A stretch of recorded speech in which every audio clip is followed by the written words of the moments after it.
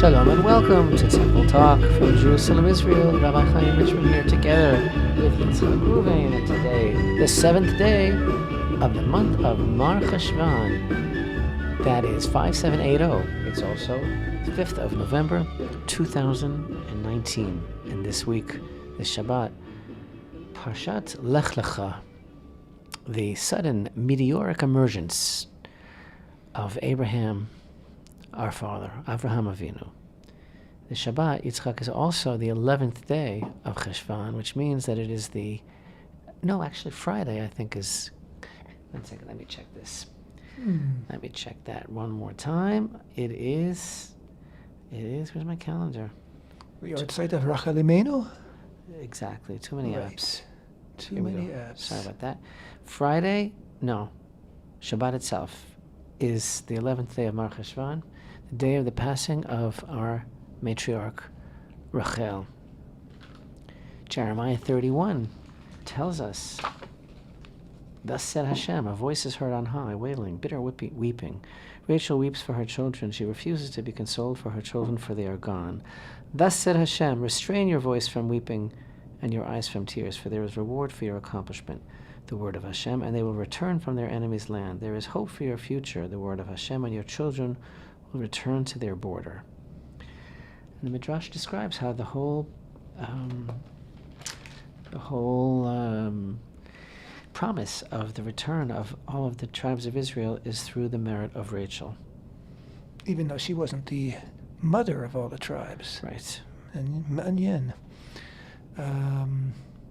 So that's the Shabbat, Lech Lecha, and the yahrzeit anniversary of the And today, here in the land of Israel, is a very important date that is hardwired to the Holy Temple, because it is the day which we begin to ask for blessings of rain proactively in our daily prayers. It is the official close of the season of the festival of Sukkot, because by this time, all the stragglers that have been walking back are home, and therefore we can pour on the prayers with all of our heartfelt intent and not have to worry about anybody being caught in the sudden downpour, which is the result of our prayers. So that is an important date on the calendar of the Holy Temple. So the rainy season has officially begun. And this month, as we said, Mar Cheshvan, it's all about water. On the 17th, which is actually a week from Friday, that is the day that the great flood began in the time of Noah. And hopefully we will have rains of blessing, as we say in the prayer for rain that we inaugurated on Shmini Atzeret. Lebracha v'lo leklala, lechaim, lesova v'lo lerazon, lechaim v'lo lemovet. There should be rains that should bring sustenance and every heavenly blessing. Amen. And suddenly, at the end of Parashat Noach, after all of the ups and downs of those generations, ending with a rather tragic ending of Noach, really, suddenly we read about Terach, father of Avraham, and his brothers Nachor and Haran, and how Terach started going towards the land of Canaan and brought with him his family out of Ur Kasdim.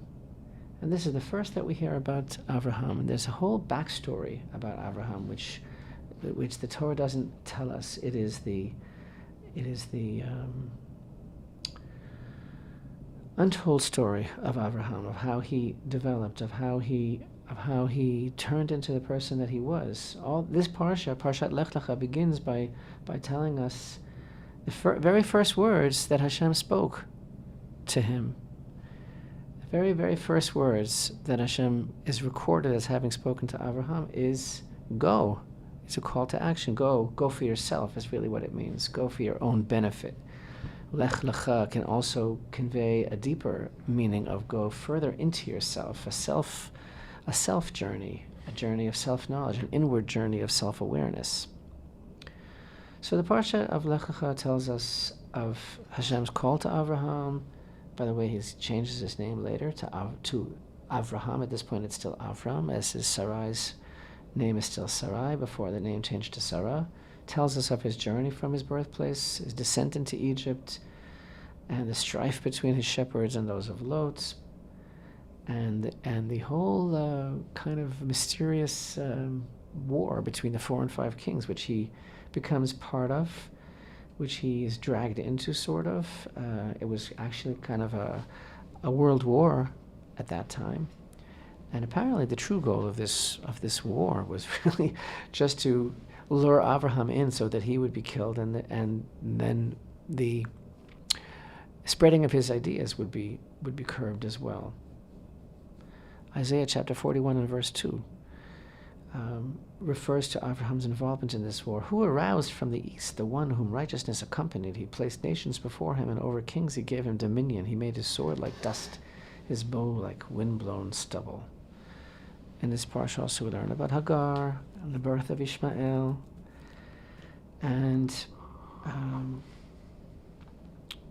again, the parsha focuses on what is recorded as the first part of the life of our patriarch Abraham, but it doesn't actually explain how suddenly he emerges from obscurity, from this place Or Kasdim, to become the great spiritual seeker that he was. This is the beginning of his career. It doesn't provide answers to the biggest questions of all, which is, how did Abraham discover God, especially considering the times into which he was born, especially considering his family background, who taught him, and what made him different from all the rest? Well, it sounds from the parsha itself that it was God who discovered Abraham. God's the one who opens the conversation. So why are we saying, how did Abraham discover God? Or what did God discover in Abraham? I guess that's what the backstory comes to explain. Why did God make contact? What inspired God? Why Abraham? We know why Noach. I mean, it's explained. Noach brought comfort to the people, and he was a righteous man. I think we know that even before God says a word to Noach, we're told that. But Abraham, we're really not told a word, are we? Except that he's married to Sarai, and he's the son of Terach. And yet we know about Or Kasdim, which is translated, could be translated as the light of Kasdim, of the Chaldees, or the fire of the Chaldees. And we really know the backstory, speaking of that infamous dark personality that we learned so much about last week, Nimrod. He was the strong-arm king at the time, and he actually was interested in putting down any sort of original thought, any sort of bold individualism, and then certainly any direct rebellion, anything he perceived as direct rebellion, which basically was allegiance to God. And this is why Abraham was the greatest public enemy at that time to Nimrod, and this is why, according to the tradition that we are all familiar with, Nimrod had Abraham thrown into this fiery furnace from which he emerged unscathed. And that was really the beginning of his career. He's being taken out of Or Kasdim. Well, what did he do? What did Abraham do to distinguish himself before Nimrod? Was Nimrod interested in him? It was more backstory, correct? Yes. Why did Nimrod take notice of this impetuous young man named Avram? Because he had made a name for himself. He was a tremendous instigator. Iconoclast. Iconoclast. He was a tremendous instigator of rebelling against the system of organized paganity that was in place. He had famous disputations with not only with his contemporaries but with all the leaders at the time, and so the establishment. He was against the establishment. The establishment condemned him to death, but he didn't die. This too is alluded to in Isaiah chapter 29 and verse 22. Thus said Hashem, who redeemed Abraham, who saved Abraham. So when he emerged victorious from the test, he basically became a media star. He was delivered from the fire, and that became itself a household word. And he traveled. This is all the backstory. He traveled extensively. He lived a life of selfless dedication. And more than anything else, he publicized the name and the knowledge of the one God. He is the one who bequeathed the whole concept of one God to the world. But again, what does that mean? It's not like a hobby, like, oh, we believe in one God. What he was teaching, we still don't understand to this very day the depth of it, which is that there is nothing but Hashem, and that is what life really is. It's our connection to Hashem. But all the Midrashim, and I keep talking about the backstory and the tradition and everything, many of our listeners are familiar with this concept of the early path of Avraham and the route that it took him to discover Hashem, and how he was not only himself the first of the converts, but how he personally converted literally masses of humanity to this belief and faith in the one God of Israel, who was to become known as the one God of Israel. And Abraham himself became identified with Hashem. That's why Ezekiel chapter 33 and verse 24 says one was Avraham. Just like Hashem was one, Avraham was one. Avraham was one in Hashem's world. And the sages talk a lot about the difference between Noach and Avraham. And Noach, of course, was exceedingly righteous and very righteous for his time, especially as the Torah testifies, in his generations. And the famous question that's asked is, how would that compare in a different time, like in the time of Abraham? And the question is really moot, because Noach really did save the world, and Noach was the only person who stood up for Hashem at that time. But interestingly, we don't find that Noach actually prayed for the world. And as Hashem told Noach, okay, I'm going to bring about the destruction of the world. Now, when Hashem told Avraham that his plan was to destroy the wicked cities of Sodom and Amorah, Avraham was beside himself, and he prayed and beseeched Hashem that there should be found some righteous, even a small amount, whose merit would protect all of the denizens. We don't find any recording in Torah of Noach taking a proactive stance that way and arguing with Hashem and asking, why does it have to happen? Yes, he saved the world. He continued the line of humanity. But there's a very chilling passage in the Midrash that tells us how when Noach emerged from the ark, he saw the world was destroyed. He began to cry and to pray to Hashem. You're called merciful. Why didn't you have mercy on your world?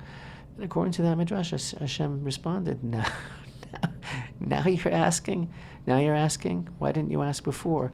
There's actually a very deep idea that's being conveyed here, and it has to do with hopefully what we're going to be trying to discuss in this week's video lesson, which is basically a different worldview that Noach had. It's not that he wasn't righteous, it's not that he wasn't a great man, he was the greatest, but it was a different worldview than that of Avraham. And that makes all the difference in the world as far as our perception of our connection to Hashem and what we should be doing in this world and what the world is really all about. That's really the issue. What is the world all about? So this is a whole dichotomy that's created, the emergence of Avraham now against the background of everything that's taken place before, 20 generations, really, 10 from Adam to Noach, and another 10 from Noach to Avraham. And all the while, I don't know, the world was totally unsettled. It was not, something was wrong with the picture. After Adam and after all those generations that forgot completely who Hashem was, it led to the total, dismantling of everything good in the world and Hashem's ultimate, as it were, disappointment with creation. Then after that, shortly after that, only a few hundred years after that, the generation of the dispersion, up to no good, under the tutelage and leadership of Nimrod, total rebellion against Hashem himself. So things were not looking good until Avraham emerged. And then Avraham is the first person who made it his life's work to try and return the world to God consciousness. Okay. Now I would say that Noach in his generation was the only individual who believed in a future, who God could entrust with, carrying the world beyond the destruction. Everybody else was for the here and now. Live, drink, and be merry, for tomorrow you will die. There was no hope. There was no future. It was just, take advantage of what you have now at the world's expense. But what I'm saying is, what these teachings are, the sages are pointing out is, there's why did Noach take that? Why did he take it? Why did he take it so passively? Why didn't he rise to the occasion and attempt to do more than just passively save a remnant of humanity? Why didn't he? Perhaps.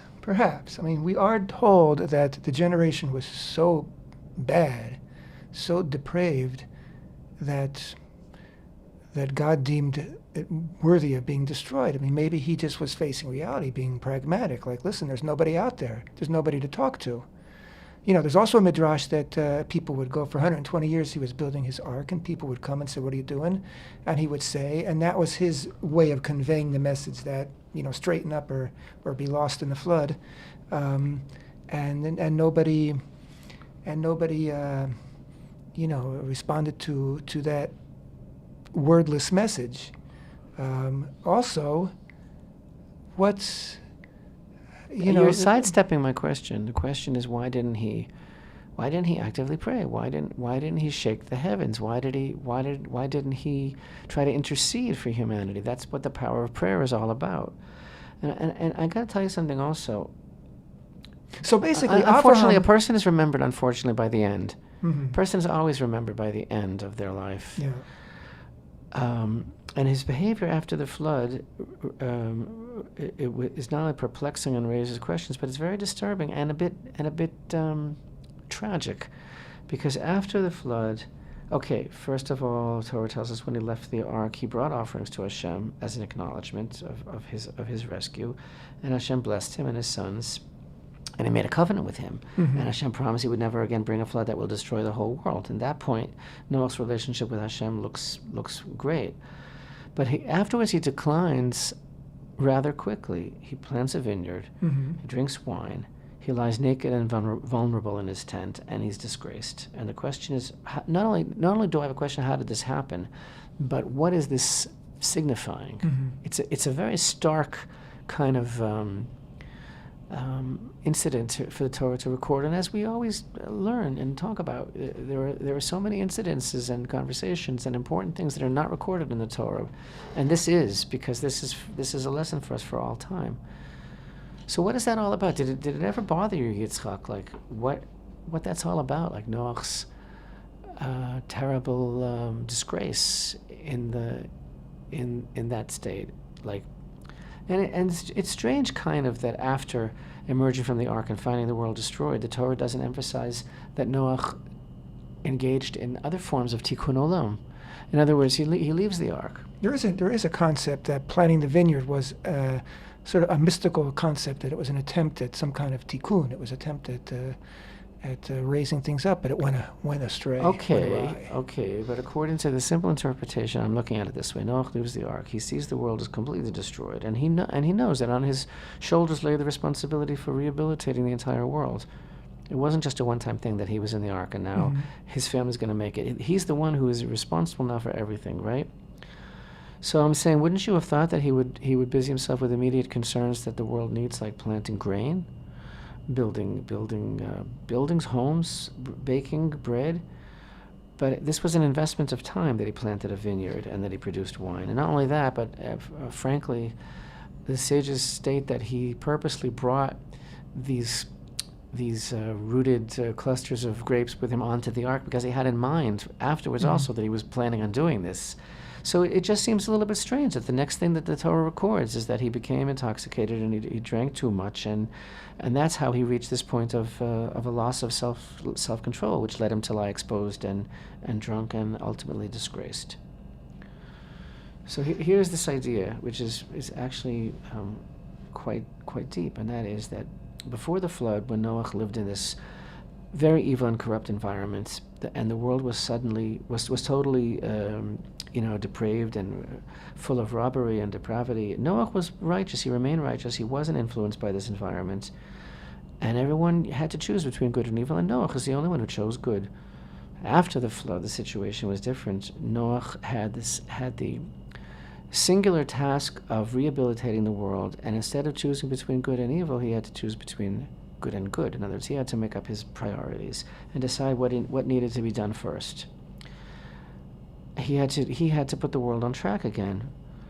And this is a criticism, that instead of occupying himself with more basic needs, he planted the vineyard and he became drunk.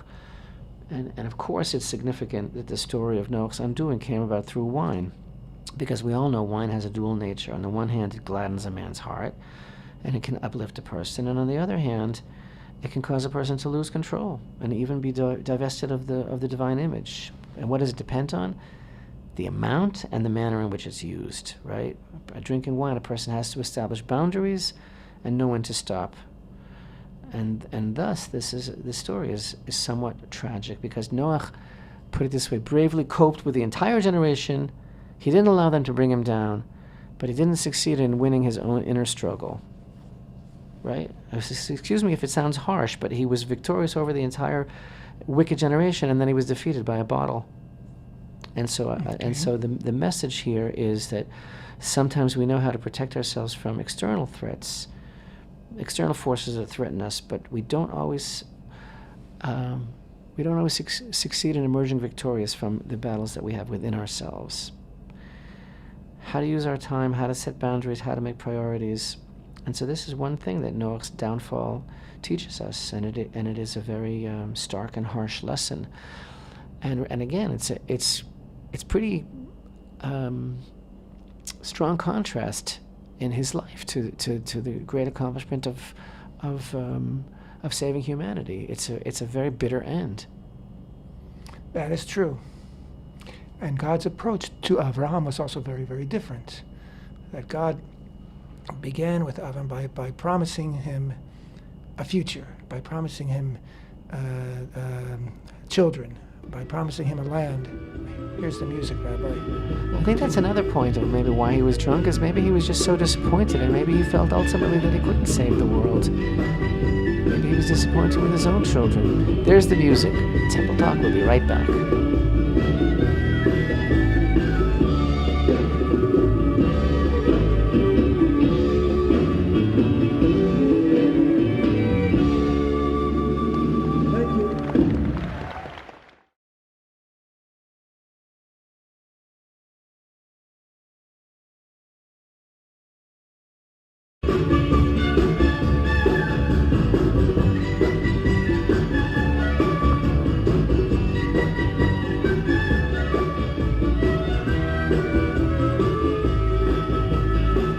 Shalom and welcome back to Temple Talk. This is Yitzchak Reuven with Rabbi Chaim Richman, speaking from Jerusalem, Israel. Today is the 7th day of the month of Mar Cheshvan, 5780, 5th day of November 2019. We have been talking about this upcoming parashat, Lech Lecha, the introduction of Abraham, our father, Abraham, the patriarch, introduction made by God, really, to us. And all the rest is history. We've been talking about Avraham and Noach and the difference in their world outlooks and the way they approach life, the way they approach God. And I just want to make an aside here, Rabbi,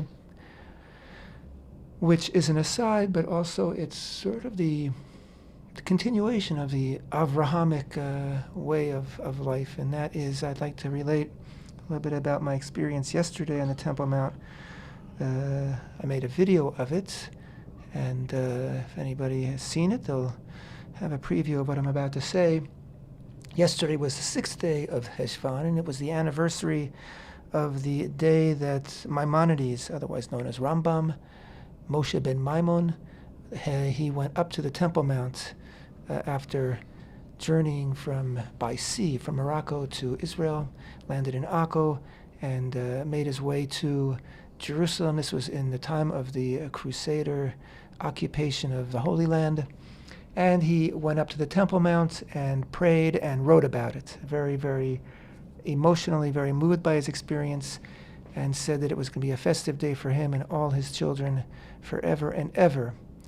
And so we like to go up on the Temple Mount any day and every day, but especially on the 6th day of Cheshvan, in order to honor the Rambam and to let him know that we're carrying on in his tradition. In fact, the halacha, the rules and regulations that we follow in order to go up to the Temple Mounts properly as Jews, we learned from him, who learned from the Mishnah how to behave properly on a Temple Mount with respect and to show reverence for the place of the Holy Temple, reverence for God in the place of the Holy Temple. So that's what we did. Many people went up in the morning. I chose the afternoon, when the Temple Mount is open for 1 hour for non-Muslims. And a small group of us were up there together. And the beautiful thing is that we actually prayed the mincha, the afternoon service, completely. Part of it we did while walking out loud, and someone spoke and others responded when we needed to respond. And the actual Amidah, the standing prayer, the silent prayer, we actually prayed while standing due east of where the temple will stand and looking toward the temple, actually looking through the open gates, as it were, of the Ezrat Nashim, of the women's court, and through the inner doors, the Nicanor doors of the inner court, and right through the doors in our imagination, in our mind's eye, of the Heichal, of the sanctuary itself, and prayed the afternoon service. There were 3 or 4 police, maybe 5 police around, who had no problem whatsoever with us doing this. They don't like it when you bow down. That seems to be the one thing that they still have some instruction as to don't let them do that.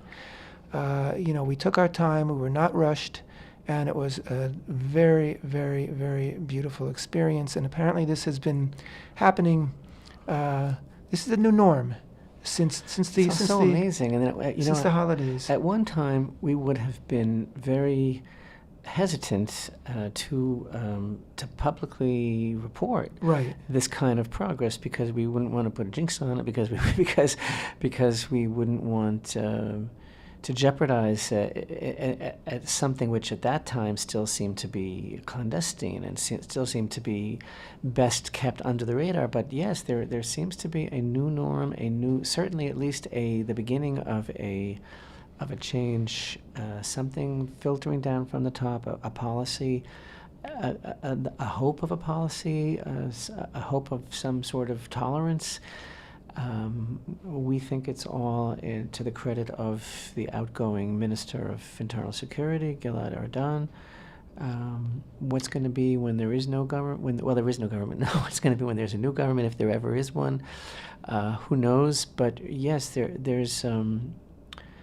It's just amazing to see the difference between what's going on now on a nearly daily basis and what was the case for so many years. And yes, obviously there are limitations. There are still stories that we report of people that are physically dragged off, that are removed because they go too far, because the police feel they are inciting, or they're not going to tolerate an outward demonstration of religious significance, but yes, their police tolerance of private prayer, even organized prayer, even amongst a whole group, seems to be changing.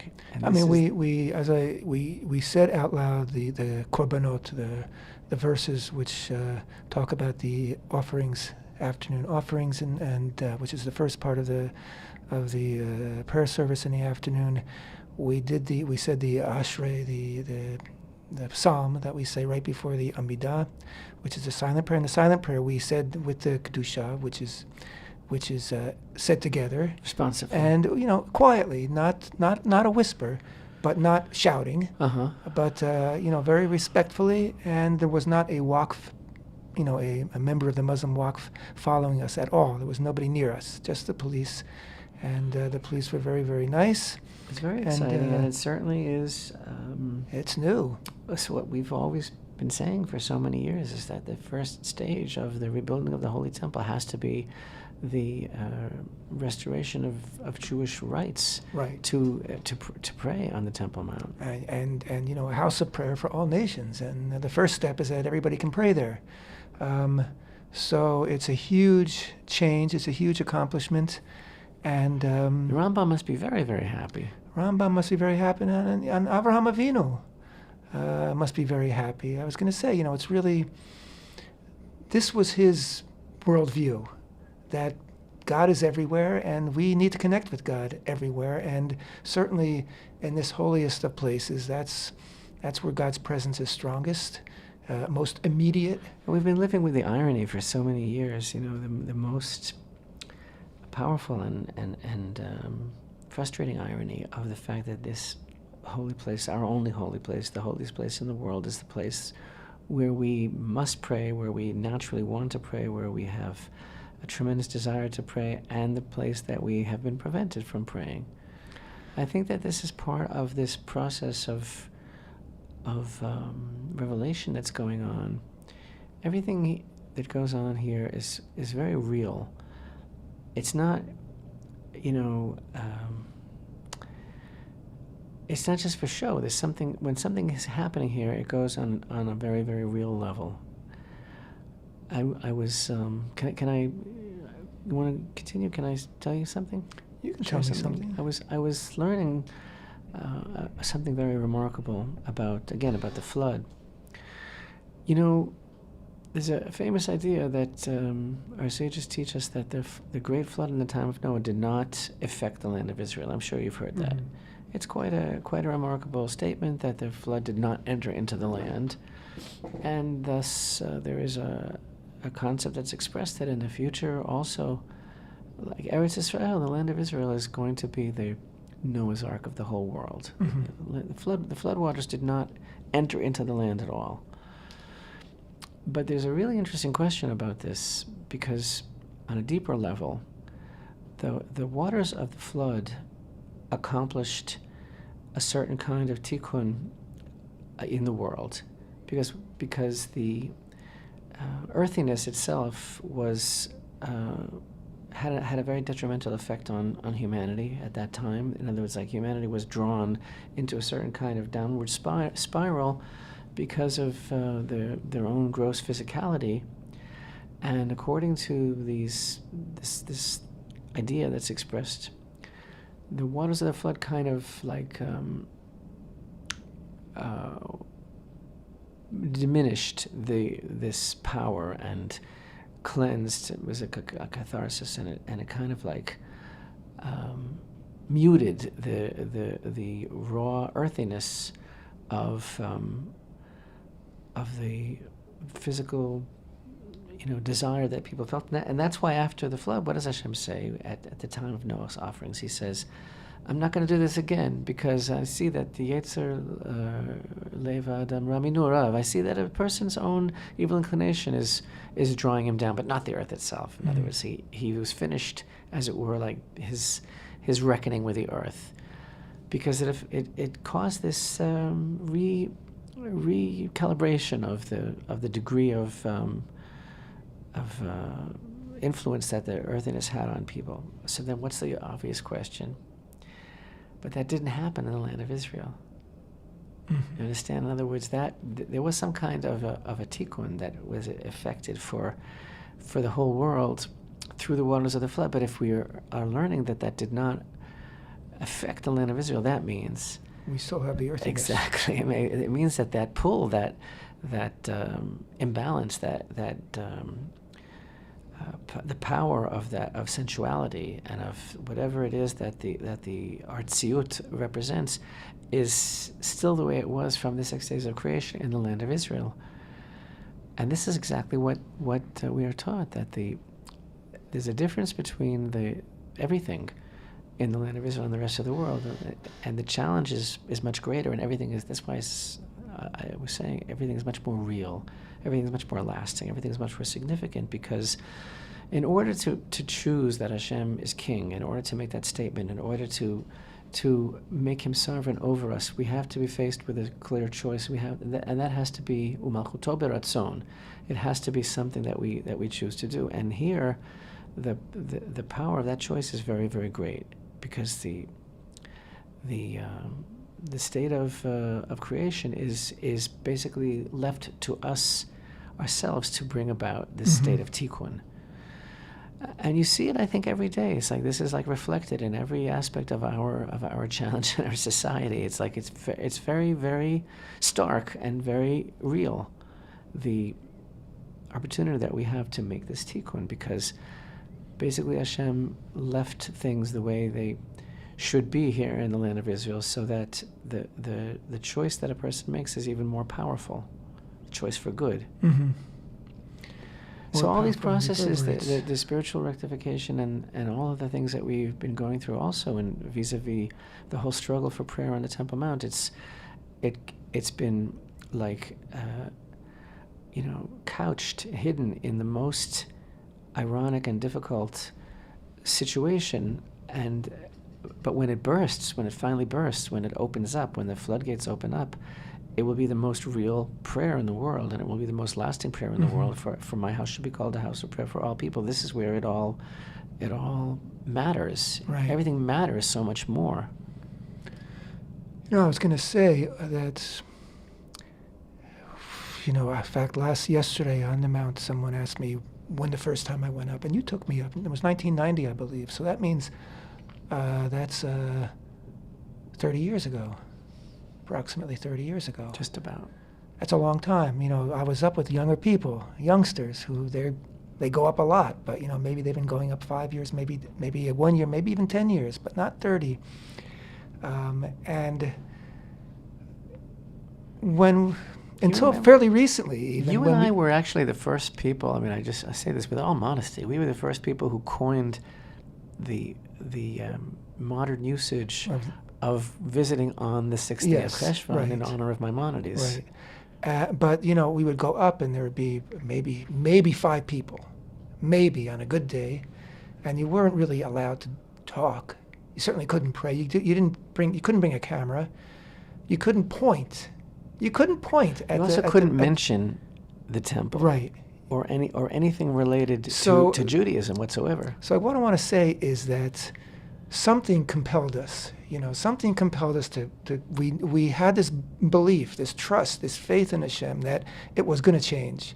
And that's why we had to keep going. And that is what we've inherited from Avraham. That's what he bequeathed us, that incredible emunah, the incredible trust in Hashem. Because Avraham himself had nothing, and Hashem kept promising him. And you're gonna have more children than you can count. As soon as he promises him, as soon as he tells him to come to this land, there's a famine, and he has to leave right away. So he had to develop this incredible faith, and with that faith came. You can't have faith in Hashem if you don't believe in Hashem's Rachmanut, in Hashem's Chasadim, in Hashem's love for creation. You can't believe that. So you're going back now to the whole dichotomy again between Noach and Avraham. Exactly. Right. That's why Avraham was a man of prayer. Right. And again, God in a way nurtured that. He teased it out of Avraham by kept promising, and Avraham fell for it every time, and so Avraham learn to understand that God is a God of loving kindness, and when God promises, and God will fulfill, and that there is a future, and that there's a better future that awaits us. And that's something that I think that, what did Noach know? God said, I'm going to destroy the world. Game over. But you're going to survive. Okay, he survives. And then what? He didn't, maybe it was his lacking. He didn't put 2 and 2 together, but maybe, he got out of the ark, he thanked God, made the offerings and thanked God, which was a huge gesture. But that was the end of the... Maybe that's why he got drunk at the end. Maybe. Like, why go on? What's the use? Yeah, it was... He did his job, and, he went into retirement. Retirement's not an easy thing for everybody. But Avraham, never retired. Because he understood that each day is a brand new day, and each day brings more goodness into the world. And that really is his teaching. Abraham suffered greatly in the beginning as he strove to find the truth. But he understood all of this through his own penetrating analysis. There's a famous idea that the sages expressed that Abraham did not have a teacher. And the way that they put it, which is so amazing, is that his own two kidneys were his teachers, meaning that he had a certain intuitive inner wisdom and an inner voice that he listened to, because he had no one else, and so he found Hashem, as it were. And again, Lech Lecha, he found Hashem within himself, and then he was able to understand that there's only one master of the universe. He was pulled away from everything that he was familiar with, and he had one friend in the world, as it were, and that was Hashem, and he was good with that. He was good with that, and as you said, he wasn't afraid to ask God, okay, you keep promising kids, but I don't have any kids yet, so maybe Eliezer should inherit, or maybe Yishmael. This is what the Midrash states. The Midrash states, Adam Harishon, he wore the priestly garments. Now, that's just a metaphor, because there were no priestly garments. There was no Aaronic priesthood. That must have been what God had put together for them. The idea that's being expressed is that Adam was responsible for teaching the world about Hashem and for ministering to the Shekhinah, as it were. And then the Midrash continues, and it says that those garments were passed to Avraham. And that means that for 20 generations, from Adam to Avraham, nobody wore those garments. What that really means is that nobody was calling out in the name of God to make his name known to the whole world. And again, Noach, maybe he rebuked his generation, but he didn't make God's name known. And Avraham taught anybody who would listen. And he taught that the goal of life is to have a personal connection with God. That was Avraham's whole life. And it was based on Avraham's perception that the world was created out of kindness, and that the purpose of life is kindness. Which was a phenomenally bold understanding, because, post-flood, anybody could have, very rationally surmised that, God's out to get you. That he understood that God wanted to lahativ, that God wanted to make better your life, that God wanted to be in your life, that God wanted to be part of this world, was a very, very bold concept for humanity, which had experienced what it experienced up to that moment in history. Yitzchak, Reuven, do I understand correctly that you are not going to be here for Temple Talk next week? You understand correctly, Rabbi. I will be away for 3 weeks. So I'm going to boldly try and do Temple Talk myself. I am technologically challenged somewhat. I'm not Yitzchak Reuven, who mans the levers, dials, and talks buttons, at the same time. And talks at the same time. That's real multitasking. But I will do my utmost to continue the saga of Temple Talk. I'm sure it's going to be great. While you are away. It's going to be fantastic. You have so much to say, Rabbi. But you don't have Yitzchak to have to listen to and interrupt. I won't have Yitzchak to interrupt. I'll have to interrupt myself. That won't be easy. Oh, it's easy, Rabbi. Just give yourself a chance. I can't believe you won't be here for your birthday. Well, I don't want to talk about my birthday now, Rabbi. It's really. Can I tell all our listeners what your birthday is? Okay. No. This time I'm going to stop you. If I were here, I'd say okay, but I'm not going to be here, so they'll just have to look it up in Wikipedia or something. All right. I hope you have an important, wonderful, fulfilling, satisfying stay wherever it is that you're going. We can't tell everybody, because then you would be mobbed. Yeah, it's top secret. Top secret. But Rabbi, you and I will be in touch, and the show will go on. The show will go on. People, if you hadn't mentioned it, people would just not even notice. They'd say, like, after listening to Temple Talk next week, was something different this week? Did anybody notice something different? Oh, Yitzchak wasn't there. That's right. Yitzchak, I myself will be speaking Speakless. at various locations throughout the United States during the month of December, and I'm going to have those dates ready soon, and we'll let everybody know. Excellent.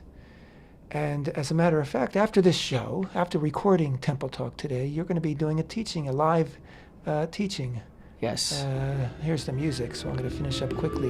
You can find out on our Facebook page, however, more information. If you're interested, of course, you'll hear this afterwards. Anyway, live teaching to students in India. Thanks for being with us. Temple Talk.